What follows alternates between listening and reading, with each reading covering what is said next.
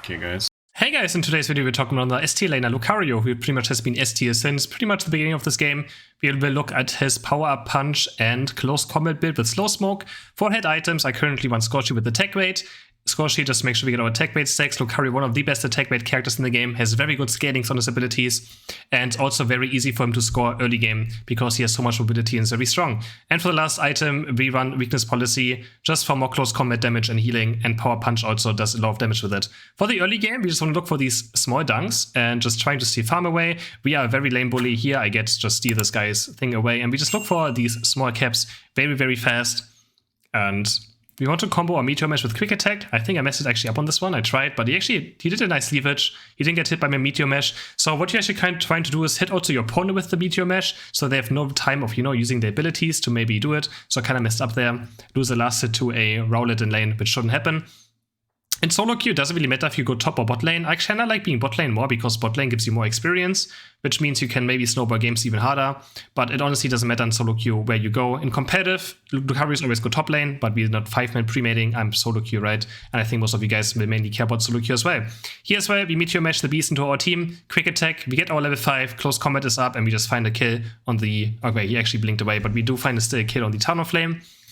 And yeah, power punch, close combat, slow smoke, still absolutely insane combo. It's pretty much even to E-Speed as well. Extreme Speed, also very OP. He has pretty much two very, very strong movesets. Extreme Speed can either go close combat and Bone Rush. I would still recommend Bone Rush. And now we pretty much can't lose last hits after we close combat because it does so much damage that we can just get free kills. I don't want to overextend too much here though. Just gonna get some safe experience, try to just hit level 7. And when I get level 7, I will look to maybe go for Dread, depending on how the game is. If enemies have people top lane as well, I like staying top lane. And if I just hit and pick Power Spike, maybe find a kill on top, I will instantly rotate towards bot lane. That's normally my game plan. Now we just look for things if anything is up. I have 21 coins sadly, but we just Meteor Mesh him away and instantly start capping. And this allows me to get 21 in. He's stunned by it, and he doesn't have power punch yet, so he can't kill my score sheet in time. And we get a nice 21 score in, which is very important because now we can stack our attack rate even further, even easier, if we get some smaller coins again. I was waiting the Rowlet actually went bot lane, just leaving his Lucario in top lane. Currently the enemy team is four-manning bot lane, trying to get some things in. And yeah, I'm just going to go for their Lucario bit, poke him, find a power punch. After every power punch, you get a boosted auto attack, so always make sure you power punch and boosted auto attack someone just for a bit more CC. My team is actually getting kills on bot lane, so I'm quite happy. I can just farm, I can just get level 7, I can fight over the toppies. I will make this core push fast as well, just kill it, so I have my power punch, I mean close combat for these bees, so they're that much easier. Now we skill it, and we just kill the small bees very fast. We can still keep our power punch for the big bee. I'm actually going to score 12 coins very fast. Again, I'm not fully stacked yet. On my attack rate, in case you don't know, attack rate has a max of 6 stacks, so 6 times you can do it. He said he actually gets the bee there on the power punch. I try to go for a kill, but don't quite get it. Slow smoke kill. My team maybe gets a quadra kill on bot lane, but I still, damage him good enough for me to just make sure he's zoned. My team currently gets Dreadnought now. Game is looking absolutely great. Didn't have to rotate. These are the scenarios where I said, like, if your team is also doing fine on bot lane, you don't have to rotate. You can just keep pushing top lane very, very hard and just make sure you can zone one of the enemies from experience. Now we have our first opponent here. Just, close combat. He was actually just in there. Look for another power punch. Charge it. You don't always have to use it. You can just wait and be patient, see what happens. People have to really respect you just charging up your power punch because they're like, he can go for me any moment. So just being in front of like your opponents also just makes them be like, yeah, we don't know what to do right now. Now we just want to look for the power punch into slow smoke, into close combat. Very easy combos. Here we just go in. I actually drop my slow smoke and drop my unite move. The Shijai does blink away. I still hit a close combat. He was still slowed by slow smoke and he actually just dies. I like doing this a lot as well. I like dropping my slow smoke and then uniting on top of enemies because you don't know, your unite actually does a lot of damage. Here we get another kill. Just power punch, close combat. The guy is just dead. Close combat also resets your power punch very easily. Now with the enemy jungle a bit, having some fun, killing another thing away, and just going for the Town of Flame. You can see how much damage I'm doing right now. I have 4 weakness policy stacks currently, and my power punch will do crazy damage, same for my close combat. So yeah, I like slow smoking, and this guy just walks into me.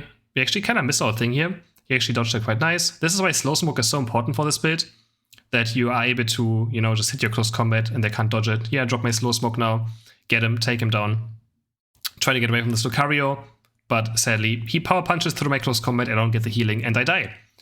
So what I wanted to say is I like dropping a slow smoke and then Unite moving on top of people, because Lucario's Unite move actually does crazy damage when you stay on top of someone. It just does very low damage when it flies and hits you.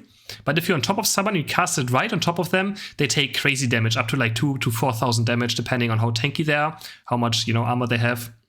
Or defense, sorry, there's no armor in this game, defense. They will take a lot of damage. My team is currently dying. I'm just farm one on Dino there because I want my Unite move to be back up. So I couldn't quite get it yet, but my team is doing very well in this game as well. Another pentakill for our Ninja. And the game is absolutely leaking, just great for us. And now we just have our power punch ready for this, but we don't even have to. They're all wiped, so going back to base. There's not much to do right now in these scenarios. We can just look for farm. I see one Odino on spots, head us up. My main goal is to getting level 13, where you get our close combat plus. It does a bit more damage, not that important, but the higher level you are for Zapdos is always very, very important. And games can still be very easily losable. Games, Unite matches are never done until they're done because of Zapdos. There's always someone can do a mistake and suddenly the enemies get Zapdos. And it's very easily losable. Here I said to use my close combat there, and I can't quite make it there in time to get telekinesis, but yeah, we just my Hooper dropped slow smoke. We actually dodged the Charizard Unite there with my Unstoppable of the close combat. I dropped and here we go again. You can see how much damage I just completely deleted Slowbro, the slow smoke Unite move. He just disappears. This was the last time I could Unite move. We had 345 in the game, so my Unite move will be up for Zapdos again. One of the last times the Lucario can potentially Unite move. It does have a pretty decent cooldown, so yeah, I'm gonna make sure you don't use it too late. Secure this with Power Punch. This is what I tried to see with this Unite move, can't quite get it. Power Punch, still a great secure on objectives. The Talon Flame goes in, gets CC'd, close combat him. Nice chain CC on him. Look for another close combat, Power Punch. Sadly miss it. The Charizard is kind of late, we're quite happy seeing it. He actually just dies. He just Unite moves and instantly dies. Another setup, we find another Power Punch, and this guy also goes down. You can always heal a bit. In these scenarios, I like just walking into the minion and just close combating something just to get some healing done. Our slow smoke is up again. Can look for something. And the Rotom actually goes into the enemy base. And we just take that. We just, walk to the enemy base, get a Rotom. This is something that rarely happens. Power punch the Owl, the Decidueye, and he dies as well again. Very good serves by our Slowbro as well. And yeah, this game is kinda steamroll. But you can see how much damage Lucario still does, even with this build.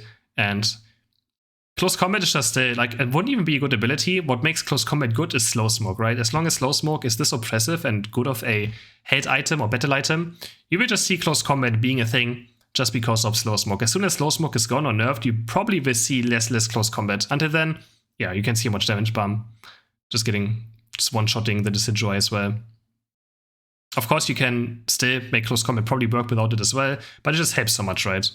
If you have setups and you begin close combat, we power punch, close combat, get another power punch, and we just one-shot a guy completely without any problems, even someone like Slowbro.